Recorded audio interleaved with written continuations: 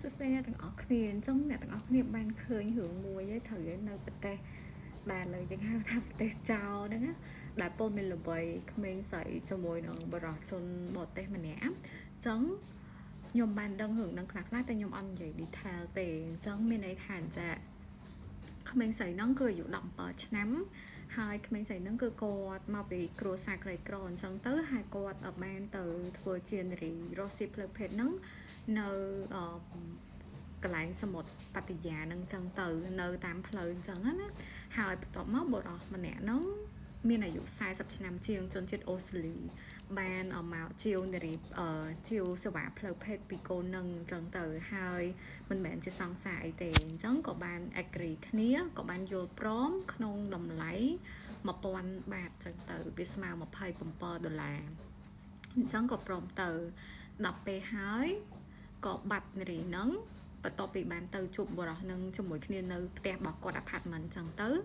ហើយមិត្តភ័ក្តិគេក៏បានប្តឹងប៉ូលីសដោយសារអត់ឃើញនារីហ្នឹងរយៈពេល24ម៉ោងអញ្ចឹងទៅអញ្ចឹងប៉ូលីសក៏ធ្វើការស៊ើបអង្កេត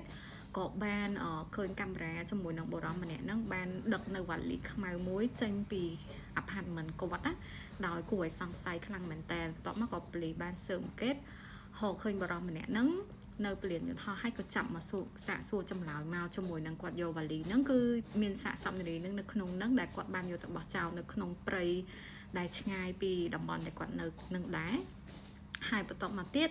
នៅពេលដែលប៉ូលីសសាកសួរចម្លើយគាត់ចាប់គាត់បានណាពីពលានយន្តហោះមកដែលគាត់ទិញសម្បត្តិហ្នឹងដើម្បីរត់ទៅប្រទេសគាត់វិញចឹងទៅចៃដន្យអីប៉ូលីសក៏ចាប់បានក៏បានសាកសួរថាមូលហេតុអីដែលគាត់សម្លាប់នារីម្នាក់ហ្នឹងអញ្ចឹងចម្លើយសារភាពរបស់គាត់ជាចម្លើយសារភាពរបស់គាត់ម្នាក់ឯងគាត់និយាយថាពេលហ្នឹងបាននាំនារីហ្នឹងទៅដល់ក្នុងបន្ទប់ហ្នឹងឯងហើយស្រាប់តែនារីហ្នឹងបានរលេះអត់ចង់នៅជាមួយគាត់ទេមានន័យថានាងមកថ្ងៃខែមករដូវអីចឹងទៅបន្ទាប់មកបរោះម្នាក់ហ្នឹងថាអត់អីទេគាត់នឹងឲ្យលុយទៅនាងប៉ុន្តែពាក់កណ្ដាលអត់ឲ្យ1000 បាតដោយដែលបានសន្យាឯងអញ្ចឹងគាត់ថានារីហ្នឹងក៏បានខឹងរត់ទៅជាក្រានបាយយកកំបិតមកភ្ជុំករបស់គាត់ហើយគាត់អត់ដឹងធ្វើម៉េចគាត់ក៏យកដៃម្ខាងក៏វាកំបិតនឹងចេញនឹងដៃម្ខាងទៀតចាប់ច្បាច់កម្នាក់ហ្នឹងរហូតដល់ម្នាក់ហ្នឹងគឺលែងកំរើកតែម្ដងគឺស្លាប់អញ្ចឹងទៅគាត់ក៏អត់ដឹងធ្វើម៉េចគាត់ភ័យគាត់ក៏បាន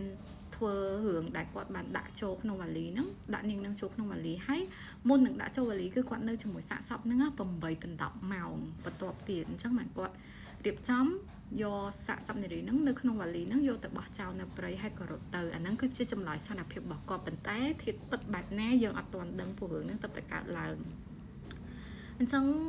អានេះគឺគាត់ខ្ញុំចង់បកស្រាយព្រោះអ្នកខ្លះនិយាយថាជាសង្សារតែមិនសង្សារទេគឺនារីរស់ស៊ីផ្លូវភេទចឹងណាសេវាកម្មបែបអញ្ចឹងទៅអញ្ចឹងគឺមានតែប៉ុណ្្នឹងទេព្រោះនេះគឺជាព័ត៌មានខ្លីៗដែលទទួលបានអញ្ចឹងបាយបាយអញ្ចឹងខ្ញុំមកបន្ថែមតិចទៀតរាល់អ្វីដែលខ្ញុំនិយាយមុនហ្នឹងគឺជាចម្លើយសារភាពរបស់ខាងប្រុសណាពីព្រោះ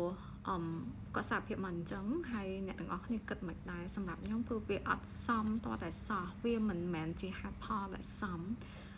ហេតុអីក៏ I mean ដល់ថ្នាក់សម្រាប់អញ្ចឹងគ្រាន់តែជារឿងមួយតូចដូចតែគាត់និយាយអញ្ចឹងណាចាឲ្យគ្នា17ហើយគាត់47អត់ដឹង40ម៉ានទេ40ជាងហើយមានដល់ប៉ុណ្ណាណីនេះឬក៏គាត់មានកម្រងសម្រាប់ទៅហើយតែឆ្លើយយ៉ាងហ្នឹងក៏បានព្រោះនារីនោះគាត់បានស្លាប់ទៅហើយគាត់អាចមកប្រកែកបានអញ្ចឹងបើសម្រាប់ខ្ញុំអត់ជឿអញ្ចឹងមានចាំគេសឹមគេតទៀតទៅ